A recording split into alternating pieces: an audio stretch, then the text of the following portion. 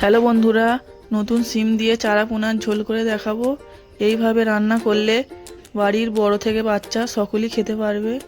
এখানে আমি একটি চারা পোনা নিয়ে নিয়েছি, লবণ ও হলুদ দিয়ে মেখে নেব।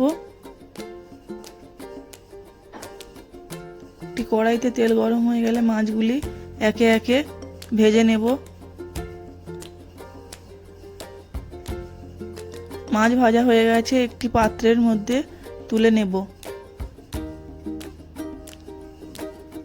অপর একটি কড়াইতে তেল দিয়ে একটি বড় সাইজের পেঁয়াজ কুচি দিয়ে দিলাম। পেঁয়াজগুলি ভালো করে নেড়ে চেড়ে লালচে করে নেব। পেঁয়াজ লালচে হয়ে গেছে, এর মধ্যে দিয়ে দেব আদা ও রসুন বাটা। আদা রসুন বাটা দিয়ে নেড়ে চেড়ে নেব।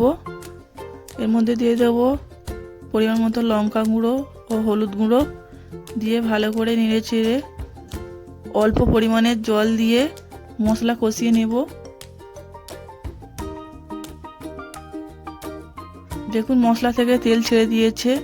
এর মধ্যে দিয়ে দেব কেটে রাখা আলু ও শিম।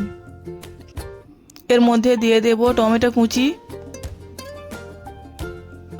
ও পরিমাণ মতো লবণ। ভালো করে মশলার সঙ্গে কষিয়ে নেব। এই রেসিপির জন্য আমি আলুগুলি লম্বা লম্বা করে কেটে নিয়েছি ও শিমগুলি গোটা গোটা রেখেছি। দেখুন শিম ও আলু ভালো করে মশলার সঙ্গে কষিয়ে নিয়েছি। এর মধ্যে দিয়ে দেব জিরে বাটা। মাছের তরকারিতে অবশ্যই জিরে বাটা দেবেন, এতে তরকারির টেস্ট আরও বাড়িয়ে দেয়। খুব ভালো করে কষানো হয়ে গেছে, এর মধ্যে দিয়ে দেব পরিমাণ মতন জল।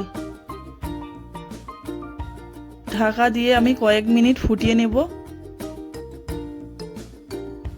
দেখুন ঝোল ফুটে গেছে। এর মধ্যে ভেজে রাখা মাছগুলি দিয়ে দেব। দিয়ে দেব ধনেপাতা কুচি ও কয়েকটি চেরা করা কাঁচা লঙ্কা। দেখুন রেসিপি প্রায় দিয়ে দেব জিরে ও ধনিয়া গুঁড়ো। দেখুন বন্ধুরা কত সহজেই তৈরি হয়ে গেল রেসিপিটি। আপনারা যদি আমার চ্যানেলে নতুন হয়ে থাকেন অবশ্যই চ্যানেলটি লাইক কমেন্ট শেয়ার করবেন। নতুন নতুন রেসিপি পেতে চ্যানেলটি অবশ্যই সাবস্ক্রাইব করবেন।